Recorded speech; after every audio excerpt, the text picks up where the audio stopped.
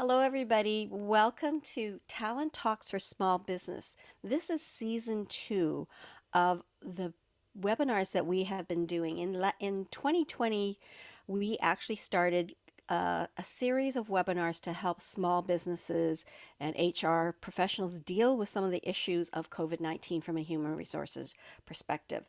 So we did 30 webinars in 2020. And so if you would love to hear some of those kinds of concerns, please look us up and check in on some of those webinars. So we are back. This is season two. We're very excited. And what better way to start season two than by talking about what are the top three HR challenges for business owners in 2021. Today I have with me Jenny Ho. She is my producer, if you want to call it that, and she'll be helping. If there's any questions that you have, technical difficulties, just pop her a note in the chat box. If you want to make it private, just select her name, Jenny Ho. But if you want to have a chat in the chat box, generally do it to everyone. So we started the webinar series this year called Talent Talks for Small Businesses because we really want to zero in on helping small business owners and entrepreneurs with HR expertise and strategies. You may not have the time or the knowledge on what to do, and what we do is help you minimize the risks that you as a business owner have when it comes to people. And I'll help you sleep at night because sometimes those risks are difficult. So we want to balance the practical aspects of running a business with solving your people problems. I have a This on a background. webinar. I have a background in HR for many years, and a background in running a business from 2 to 125. So I really come with that pragmatic approach to that. Do tag us at PeopleBright or at hashtag TTSB 2021. I would like to acknowledge East Gwillimbury Chamber of Commerce for their foresight in sponsoring us since last June because they found the topics that we do very appropriate to business owners. And I would like to bring Lauren forward just to say greetings and and 2021 well wishes, whatever. Yes, yes, thank you. Welcome everybody. And just again, just to say that we're really pleased to partner with People Bright Consulting again this year to bring these amazing webinars to our members locally here and even to people that are following us in and around the region, so businesses around the region. Um, I think it's a really important time for businesses and to get help in certain areas, and we're always looking for topics of education that we can give to our members. And Hilda had a great list of topics in 2020 that I really struck a chord with me and wanting to share with the businesses here. And we're so pleased to partner again this year with the new series on Talent Talks for Small Business. So thank you for that, and welcome everybody. Well, thank you, Lauren. I want to share a little bit about myself so that you understand where I'm coming from. I kind of given a little bit of that. We I founded People Bright Consulting in 2017. So we just celebrated our fourth anniversary and now moving into our fifth year. We are a full service HR consulting firm. So we do all things in terms of people relations. One of the things I do pride myself on is a people management skills training to help you as business owners, and if you have people like an office manager or leaders, to help them really build their people management skills. And I created a concept called Rev Up. So that's one of the key things that I do besides helping you with compliance and policies and procedures. I'm very passionate about creating a healthy workplace. My husband and I started an engineering firm in the mid 90s, and we built that company from 2 people to 125 people in 7 offices across Canada, and actually got recognized as one of the best workplaces in Canada twice, top 10. So that's my passion. My passion is about people. So when we sold the business, I started my own business with relationship to focusing on the people. But as you can see, I have that pragmatic approach because for 17 years of my life, we were building a business and I was uh, doing the corporate aspects. I just started a podcast which I want to share with people. I did that in August. It's called Rev Up Your Potential, and it's a podcast that talks with people next door, the entrepreneur next door, and some of the stories about their successes and the struggles and the journey that they had. We did 20 episodes in 2020, and we're ready to launch season 2 in March. So we've got a lineup of some really, really interesting speakers. So want to focus now on people problems. You know, when I talk to people, when I go to events virtually now, but in real life, people would say, "Do you hire, good people? Do you know how to keep them?" This is one of the headaches. People are one of your headaches, and given we're in COVID times, what are some of the top 3 challenges that people have? And we want to do a little mentimeter. I just want you to write down 3 challenges that you have. And I'm going to ask Jenny to lead you through the Mentimeter poll. So go to onmenti.com with either your laptop, your phone, or whatever electronic device you use, and just put in the code 5941725. I'm sorry, my puppy there is stuck in his cage right now and a little bit whiny. You can excuse that. He wants to do the poll, Jenny. I know. Too bad. No, you don't. Get to. So yeah, go on menti.com and use the code 5941725. You can enter 3 submissions at one time. If you want to submit more, feel free to do so just by reloading the screen. It should take you to the same screen. So as people put the information in, it'll pop up on the screen. It has been a very interesting, 2020, and so many challenges along the way. And now we know there's an end in sight, but we still don't know when. It's almost a year ago now, and it's really interesting because we found ourselves thinking, oh, well, we'll go into shutdown like everybody else. But overnight, we realized, wait a minute, all the entrepreneurs out there are trying to figure out what they need to do. And there will be things that they don't quite understand or strategies that they should think of for the long term. And that's where we decided overnight that we should be providing support. And that's how tough decisions for business owners, COVID-19 came about. And we ended up doing 30 different sessions on different topics. So if you're not on mute, I would suggest that you do mute because we do hear some typing going on. So far, a couple of people have said virtual meetings is a challenge and job opening. I think also anyone who wants to step up and just have a chat with us, feel free to do so. This mentor meter is just for us as like a visual representation of what the top HR challenges should be right now, for you at least. So we've got keep business going, the costs, hiring the right people, contract versus employment, and maintaining with COVID. I would suspect maintaining business, maintaining spirit of the people, maintaining the work. Okay. Onshore versus nearshore. Yeah. What does that mean? Does someone want to explain what that means? Yeah, that's whether or not to hire um, locally or hire sort of in the same time zone or go for a cheaper price and hire from someplace like Romania or Singapore. Yeah, yeah. I see maybe recruitment is a problem for some people. Okay. Well, yeah, thanks for sharing some of those with us. That's good to know where you're coming from, and we'll try to address these later. One of the things I'll do is I'll do some presentation, give you some food for thought and some, little tips. But what I want to do for the last, 15, 20 minutes is to really bring it out in the open and let's talk about what you're feeling, doing, along with what I've shared, and have a dialogue. Because I think in the richness of the dialogue, you'll come up with things that will work for you.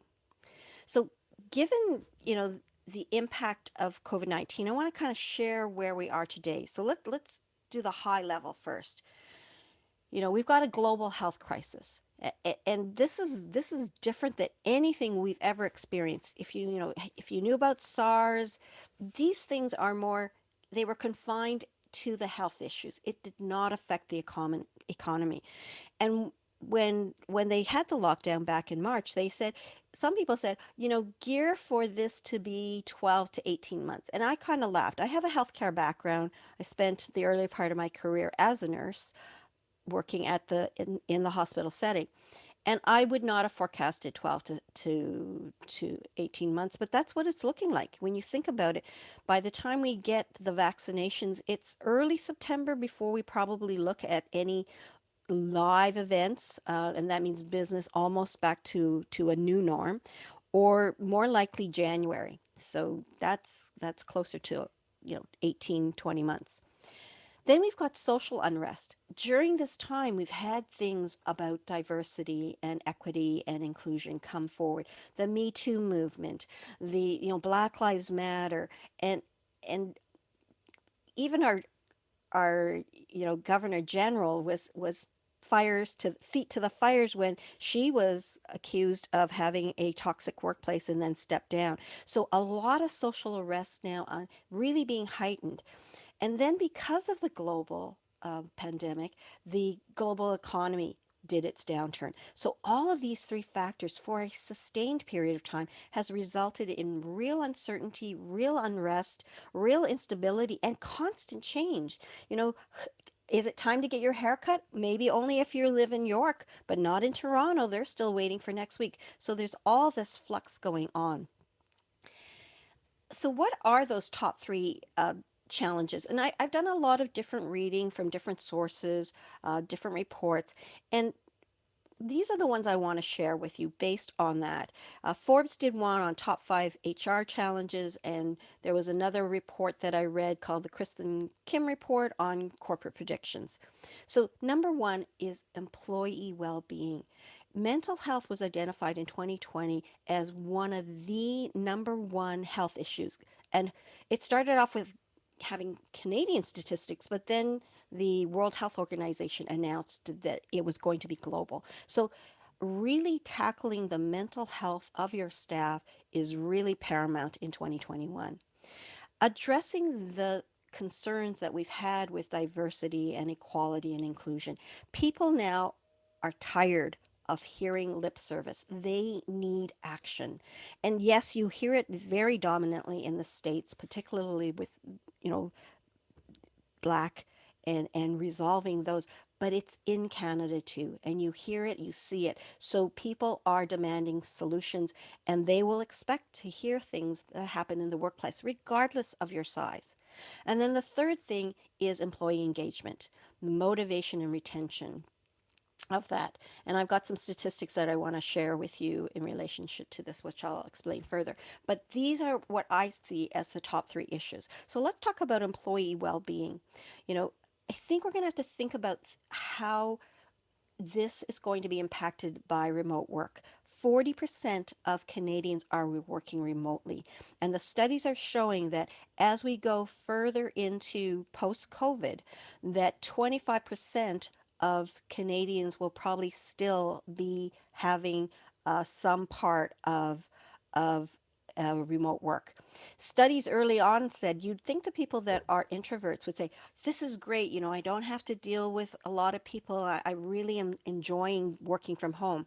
And early on in COVID, somebody did a study on what people wanted.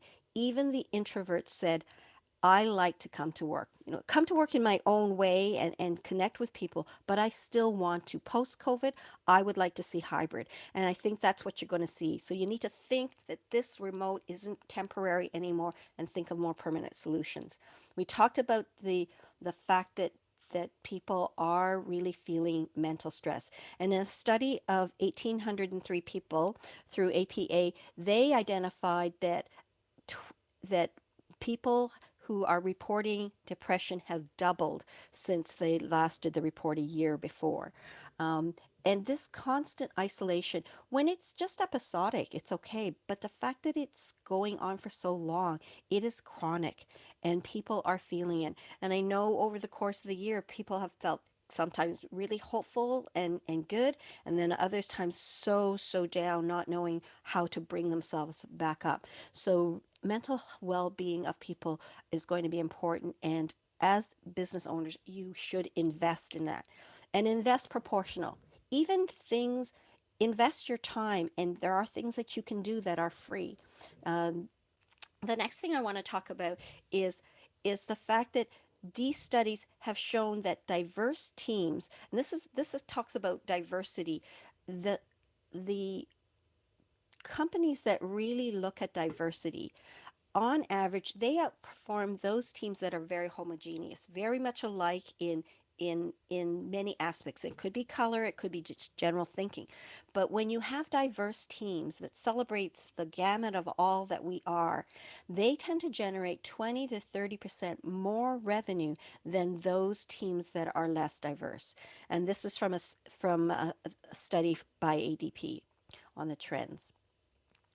So 87% outperform when there are decisions that are made 80% of the time. These diverse teams really do a better job. 35% outperformance by diverse teams when the research shows that organizations do outperform compared to the competitors.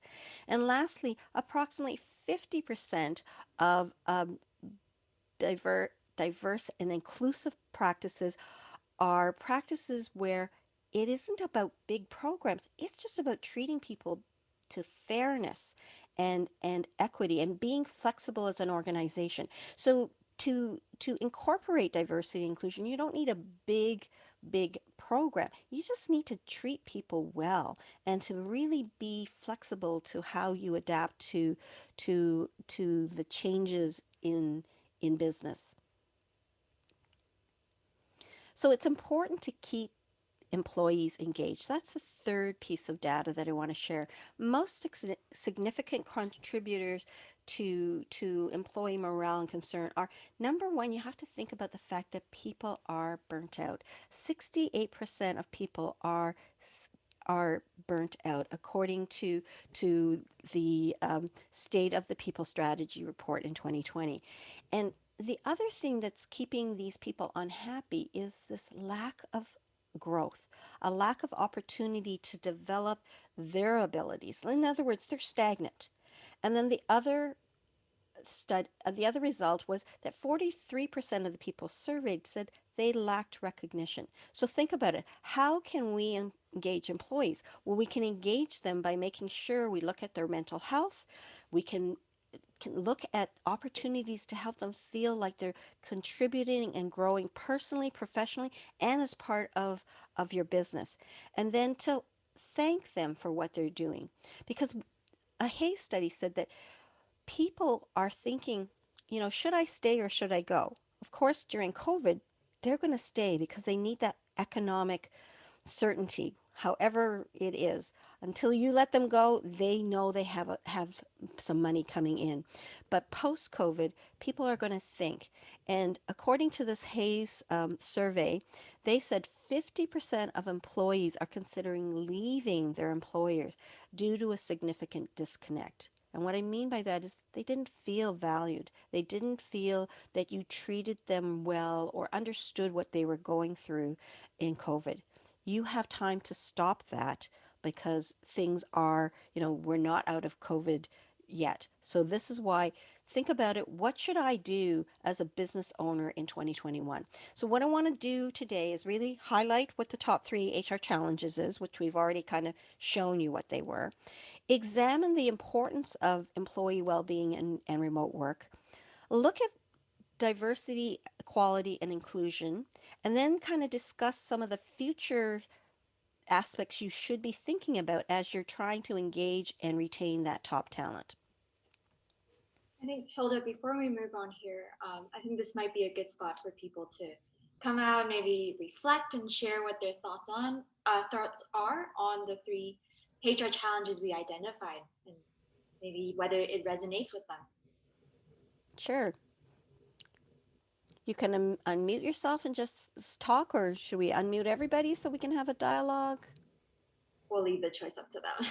Yes, some people get shy. So, anyone want to share their thoughts on what I've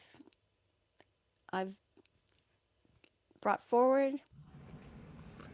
I'm particularly interested in the employee engagement part of it because I've just recently joined a founders group in Texas called the Tribe of Engagement Professionals, Interesting. which is run by a guy who has written 15 books on everything from Toyota production systems to lean to engagement and things like that, and workforce engagement specifically at plant levels, and how important it is and how to do it. And I mean the graphs and the circles and the diagrams and the stuff that he comes up with, I just look at and go, whoa, this is incredible. It is so important. I think employee engagement is also probably, if it's done properly, is one of the most significant factors in employee well-being. For sure, for sure.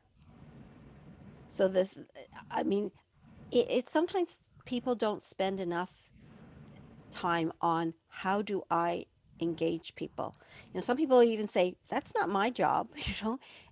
If it's not your job, whose is it? Because if they're not engaged, if they're not feeling healthy, how will they, they may choose not to stay because it's not healthy. It's not in their best interest to do It's that. also from the corporation's perspective. If you have an engaged workforce, you're going to see your profits go up by an average of 30 to 50%.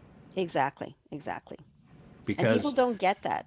no, people don't. I mean, management is too protective of their positions, and they don't understand that it's the people doing the work who come up with the ideas to improve the processes. If they do incorporate that, they would have a better outcome for sure. Yeah. Any other thoughts? Elizabeth has unmuted. Hi, Elizabeth. Hi. Hi. Yeah, employee engagement. I was going to say something similar to Scott, which is keeping employees, right? Which is making them realize that your company is somewhere to stay and somewhere to work and somewhere to develop their skills. So engagement is something I know we do. We give awards, we give out employee barbecues, we do everything we can. And I don't think we lack in that way, but I think a lot of times we're just all too busy. Even the employees are too busy, trying to find a time where we can bring them together for a social before COVID was impossible. So, It's funny. yeah. People talk about the amazing systems that came out of Toyota. And in Toyota, they have a thing, even on their assembly line right now, building cars. If something doesn't happen right, they stop the whole process. The whole production of that vehicle stops until they figure out what it is and figure out how to do it better. And you'd think that would like totally screw up a company, but that means, I mean, their QA, their quality assurance is way over the top because of it. And because of that, the employees feel like they're being listened to, and the management is very happy at the profits. Yeah. Thank you for sharing that statistic because it is true when you value your employees and incorporate them into the decision making, it really can make a difference. Even though you think, oh, this is costing me money, in the end, the outcome actually makes it better. And as you say, you can have 30 to 50 times percent profit and even revenue. Can I also raise the point of, like, we had a staff meeting, like a management team meeting. My computer's here, but the camera's here. Sorry, guys. And I just, I listened to, this one's not happy. This one's struggling. And I know I get it. I get it. I just don't know how to make it better. And we are running our own company ourselves and we're struggling as employers Mm-hmm. because we have our own things we're trying to deal with. We're trying to keep it running. We're trying to keep everybody happy. We're trying to pay our suppliers. We're trying, like, we have, like, I just don't know how you manage all that. And yes, employee engagement is really important, and I really value my employees. And but I look at us running the business, like I am burnt out. Yeah. Yeah. And how much more can I give to ensure my employees are happy? Like I feel like we're accountants, so the next 2 months are going to be hell. It's just going to Yeah. be, It's that's going to it. be crazy busy for sure. And they've been dealing with this environment, the government changing legislation every time you change your shirt. It was changing, and they can't even they're trying to take their vacation, but they really can't because they have their kids. Like they're trying to work 2 a.m., 3 a.m., and then trying to fit in time between their kids. And honestly, other than saying to them, look, just get what you can get done. It's okay if you don't get it all done. It's fine. Just keep moving. Take the mental health day. Take this. But I need a mental health day. I get this like, you know, I don't mean to cry the blues, but I'm just saying all of us are struggling with it. Yeah. So let's get into some of the strategies to get you thinking about how you get through this because, you know, as much as you say, yeah, we need to do it for the people that work for us, but we need to do it for ourselves. So let me share a little bit and then we'll have another open discussion about this because it's really good. It's important for us to share because we are business owners and Joanne, you put it aptly. We do so much more. And how do we make sure we're healthy? But what more can we do to help Yeah, our staff? we put everything out there and we do, I don't know, I just feel awful. And how about you and Hilda have a little bit discussion after? Hilda is offering a free 30-minute consultation. I'd be happy to spend 30 minutes of helping you work through some of this and give you some pointers and strategies at the end. Okay. So, number one, we talked about earlier, is the employee well being. And it really will be valuable for you in 2021 to make mental wellness, particularly if you're remote workers, a priority. Let me just show you this gauge. You know, we have stress, and if we think of it like a dashboard, minimal stress, you know, we're just motoring along, okay. But when you get to extreme levels where you just feel like you're pedaling but no going nowhere, because remember this is a fake car, it's going nowhere, that you could be in excessive stress and burnout. Ideally, like too little stress, people are bored and stress from being bored, and too much is like overwhelm. Ideally, it's good to be in an optimum to moderate stress, enough to get you energized, to make you productive and get working. So, what the goal is to try to help us as business owners and to help our staff stay in that kind of zone. I know that in the case of the accountants and even financial planners right up to RSP season, you guys were in the moderate to excessive probably because there was so much to do in so little time. So here's some things to think about. In 2021, step back and think of strategies. So one size isn't going to fit all, you know, because you know how many people you have, what combination, are they employees, are they contractors, are they associates, and what your workload is, what your values of your company are. But think of some strategies specific to your company and put some money in it. And I'm not saying a lot of money. Put a reasonable amount of money into it or be creative and find things that are free because there are things that are free that can be done. And particularly for your remote people, people are saying, you know, okay, you know, it's remote work, but it's not a band-aid anymore.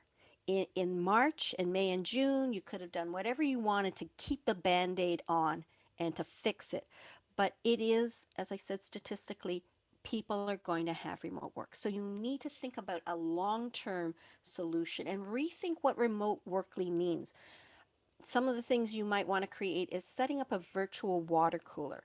You know, you can be there for your staff, but giving them strategies to self-help will be beneficial. And sometimes it's you know, pointing them out, say, here is the vlog of the week to help you de-stress, or the morning smile. One of the things that was interesting is my husband has his own at work ideas. They were having a staff meeting, so they said, let's do an icebreaker. And the icebreaker was, what is the one thing that you've enjoyed most as an activity during COVID-19? So you can try that on. It doesn't cost any money. You know what the number one answer was? Sleep. Sleep was what they enjoyed. I would never have guessed that. You can have hold regular performance check-ins. You know, ask people how they're doing and then help them with strategies to help themselves. Like, you don't have all the answers, but you can certainly show that you care and come up with some things to help people balance. As I said, allocate some budget for wellness. It doesn't have to be a lot. One suggestion here might be a reimbursement of some employee fitness activity, or bringing in sort of a buffet of wellness activities for people. There are some companies now that have created programs, a basic, a luxury program, and it can be bringing in experts to talk about wellness or mindfulness, exercises. Some companies are doing yoga classes. You can, if you're not big, you could point them to a yoga class or things like that. But the important thing now is to really help individuals really try to balance. The second thing I want to share is the diversity, equity, and inclusion. And how do you foster a culture of diversity, equality, and inclusion? And one of the things is called Rev Up. This is something that I created based on the success that my husband and I had. When we got recognized as best workplaces in Canada, what I realized was, why did we become one of the top 10? And what the study showed was, it's not what you do, because we had a lot of perks. We actually had a foosball in our kitchen. And I said, well, we have a foosball. Why can't we be best workplaces like this other IT company? And it really wasn't so much the perks that you have. It's the gap in what the manager thinks and the staff think. When you have an us versus them mentality, that's there's tension. But when you have a we mentality, that's where there's synergy and there's an ability to move forward as a company. Created Rev Up based on 5 principles that were the success of that we mentality that we had at iTrans. And these are the acronyms. They stand for respect. Treat people the way they would want to be treated. Look at them as equals. So that's equality. Show them you care. That's that sense of worth, being valued. The U stands for uniqueness. Each one of us is diverse and different. And if we can celebrate our uniquenesses rather than look at them as better or worse, and then when you see people for who they are, that uniqueness that makes up who they are, and you tap into that potential, imagine what you could do as a business owner, helping your employees, treat them in a culture that is full of respect and equality and valued, and build their confidence in their capabilities. And this creates that win-win situation. This creates an ability for people to be more productive and to help those profits, as Scott was alluding to. So when we look at Rev Up and diversity, then we're looking at the ways we can help people show respect, to foster that equality, and to show that they're feeling valued. Perhaps, Joanne, this concept of Rev Up may help you empower you as an individual and your staff to really get more relaxed and less stressed and feeling more healthy as a workplace. And so when you acknowledge the uniqueness and potential of people, I think you're going to find a certain energy level of a kind of a we mentality evolving in your organization. So rev up diversity and inclusion in the workplace will make a difference. And I would be interested in our discussion when we talk about it as a group, how some of these strategies that I've shared with you resonate with you going forward into 2021. So the last point we talked about was number 3 is keeping employees engaged. And how do we address employee morale and retention? What are some of those concerns that we should be thinking about? And there's the new HR buzzword for 2021 is the employee experience. So if you think of customer experience, it's the employee experience now. And I think people will say, oh, now I got to cater to my staff. Why should I? I'm the owner. I can do whatever I want. The thing is that 2020 COVID-19 really shook up the way we do business. The fact that Jenny had her dog kind of in the background. Did anyone say, "Oh my God, that's so," you wouldn't be caught dead doing that pre-COVID.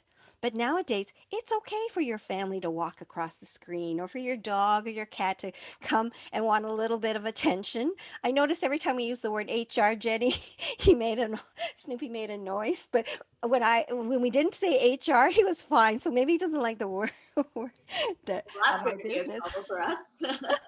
For So people.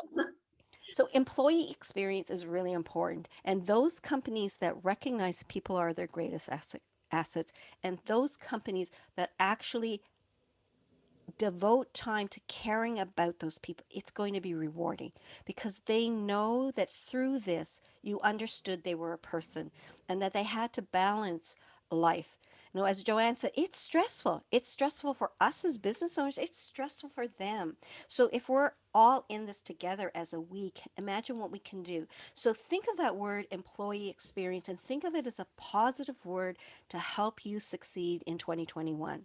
So, what do I mean by employee experience? Think of 3 possible things that are going to be important. Number 1 is autonomy. Give employees the power to shape their work environment. I just finished a Rev Up interview with Jody Steinhauer, and she owns Bargains Group. What she does is she tells people what she needs them to do, and she says, however you do it, be authentic. When you create a customer experience relationship in your own words, but this is the outcome. So she doesn't have a step by step follow this. She has a do it your way. She's empowered them with autonomy. And you can bet that she's created trust in her people. And she creates trust in her client relationships from her and from her people. And during that interview, I felt that we. I felt the pride she talks about when she talks about we as individuals. So she's created autonomy. The other thing is connection.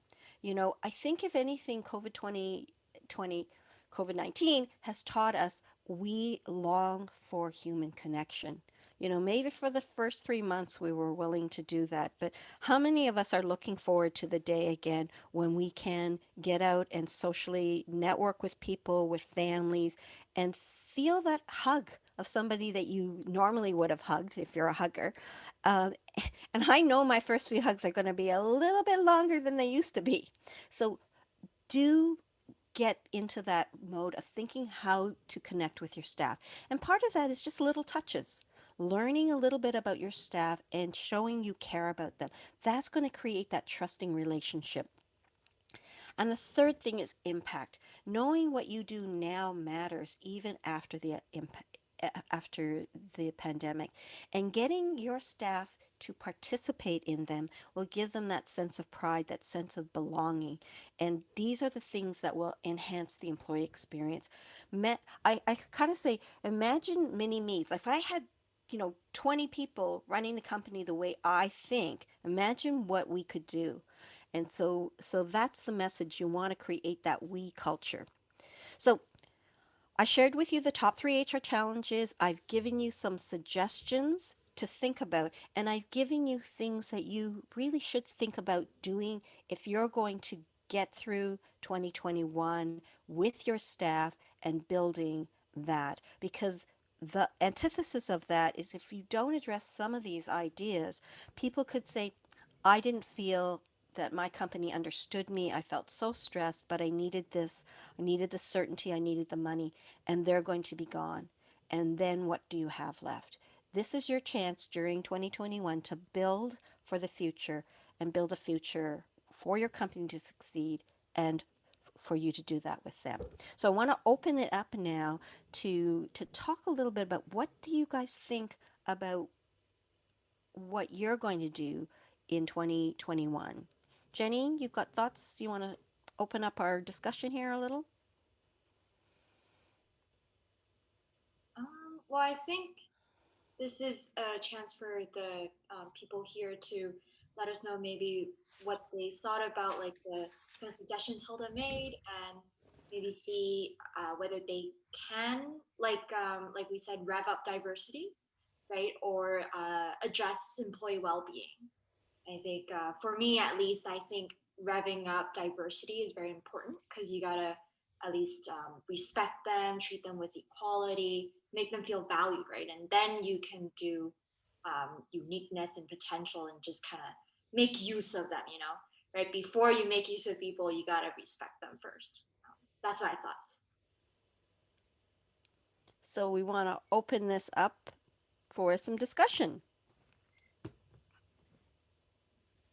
So I'll talk a little bit. I don't have a lot of employees myself at the chamber. I do have some part-time staff, but I have had staff in the past, and I've worked for a lot of people in the past. And I know how I felt when I worked for other people. And I think that people work better for people that they like and that respect them and treat them like an equal and don't micromanage them. And I think Scott kind of touched on this, that when you hire people, you often hire people that can do things better than you could do them, or for specific things. And that's, you need to trust and let that employee kind of do what they're good at and do what they can do, without necessarily micromanaging them, and just trusting them and what they're going to do. So I think those are all good points, and I think that it's important to. I always found that I wanted to work harder for the bosses that treated me with respect and treated me like they trusted what I was going to do and the work I was going to do for them, and that made me want to work harder and not want to disappoint my employers. So I think that those are very important things. Great. Other thoughts?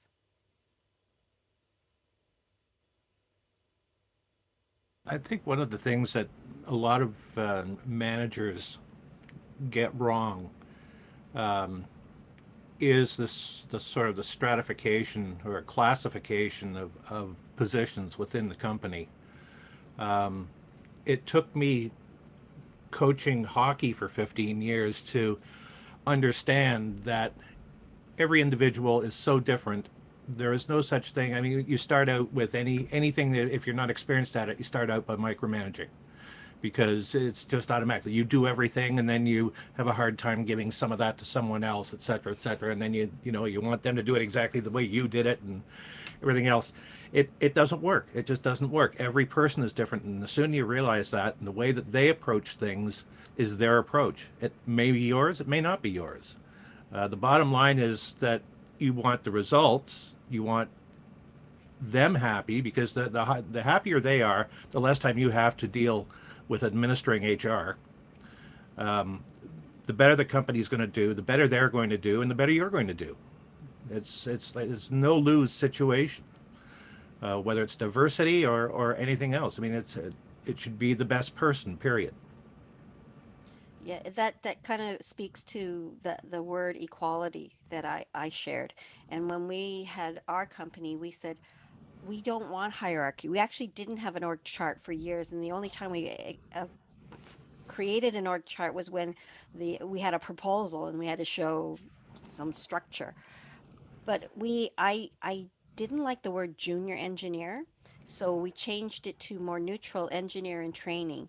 And then we did not use words like branch office and head office. we talked about the corporate office if we had to use one, or just simply called ourselves the Richmond Hill office and they were the Calgary office or the Vancouver office. And people were not to say we're a branch, at least not in front of me, but they understood why I said we are equal and we should value each other. And so little things like hierarchy really kind of are little deterrents. I hear it now again, junior engineer, and it prickles me to hear that word. It just prickles me. Yeah, but it's like being a coach because, sometimes you have to put your foot down. Hmm. But for the most part, it's the team gets the job done and the coach is the guide. Yeah, yeah. And studies show you get a better product when you have incorporated a whole bunch of different ideas and thoughts than just your own. Anybody else want to share anything? I know that Elizabeth said she got somebody to put us in the Richmond Hill Snap. Is it? So should we take a snapshot? Who is there anybody who does not want to be in the in the picture? And if those people don't have a picture, you want to come forward because we should take a picture of this. Elizabeth, you were going to say something, and maybe Jenny will take the picture.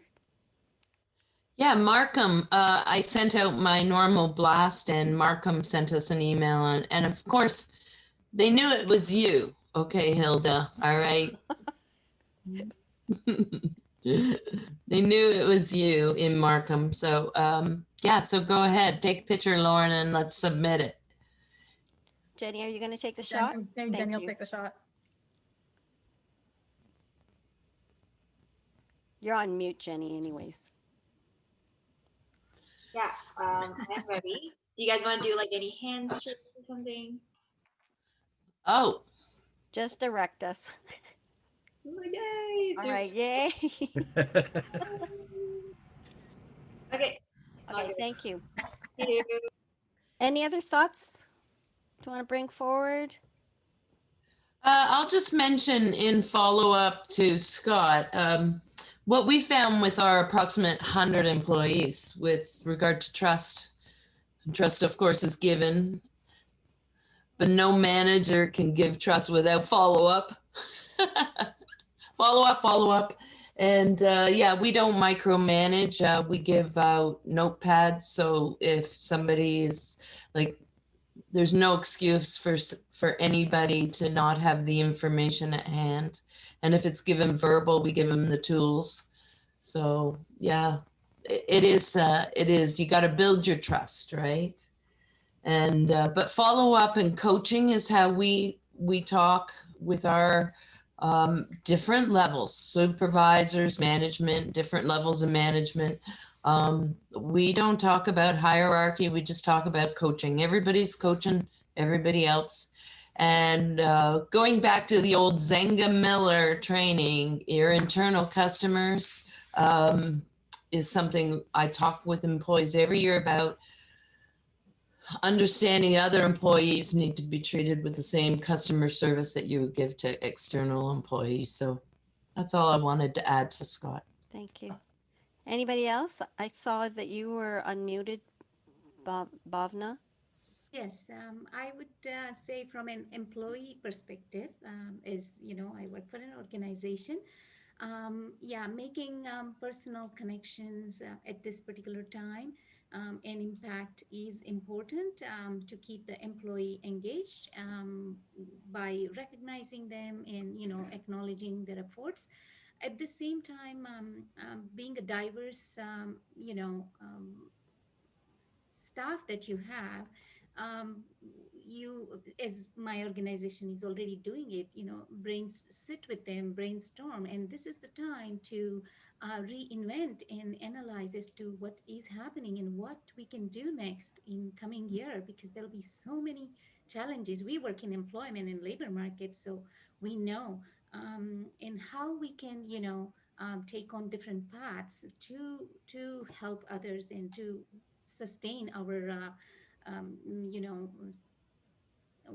operations that we work in the community, for example, for us.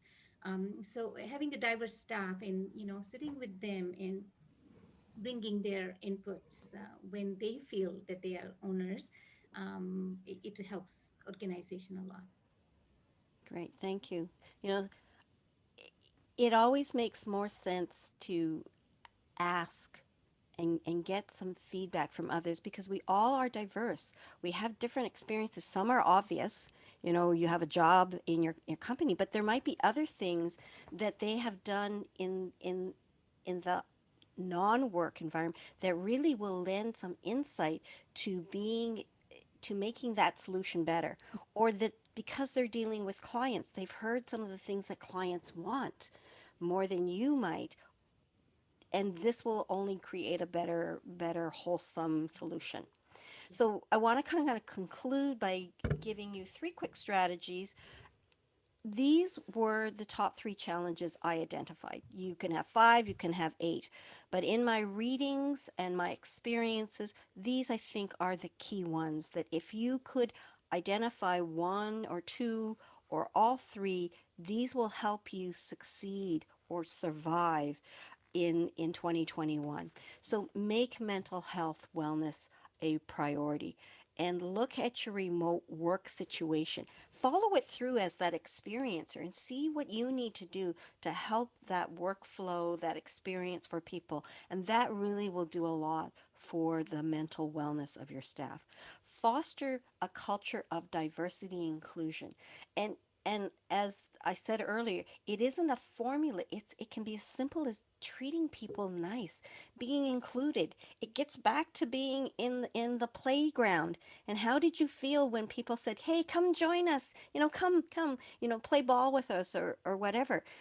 By feeling included, you felt like you belonged, you felt a sense of pride, and you wanted to do stuff. So just even being nice, approaching work from a rev up process will do a lot to foster diversity and inclusion and that sense of equity or equality. Addressing morale and retention. And this is specific to your culture, and elicit the thoughts of people. But by creating autonomy, giving people that ability to do what they need to do, but some sense of ability to have the freedom to do it. We became entrepreneurs because we wanted to be our own boss. Can we not do that to give them a little bit of mini bossdom so that they can feel empowered in what they're doing? So the think about that and then look at that morale and retention and ask people, what would it do to make us feel like we're in this together? Just even asking that question, you'd be surprised. So, we're in for another tough year, but there is the light at the end of the tunnel now. We've got a vaccine coming. We know that there'll be a light.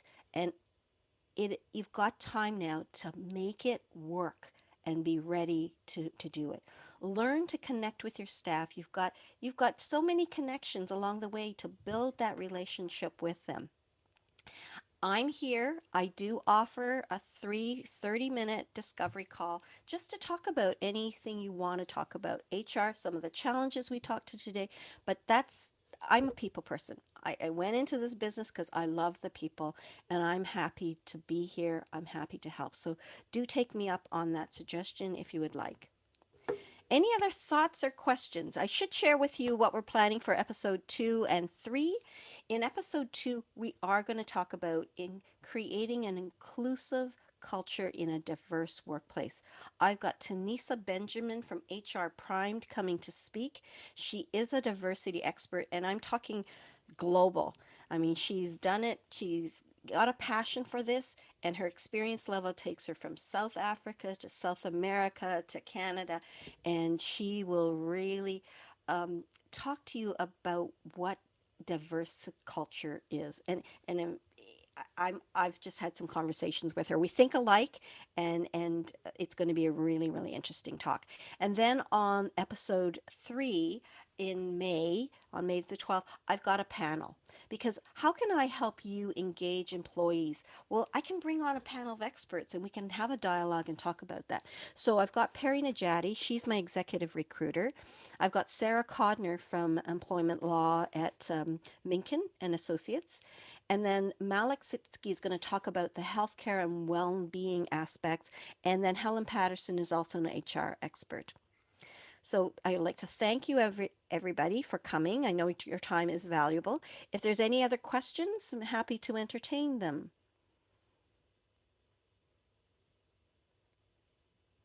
Lauren, do you have any other last words?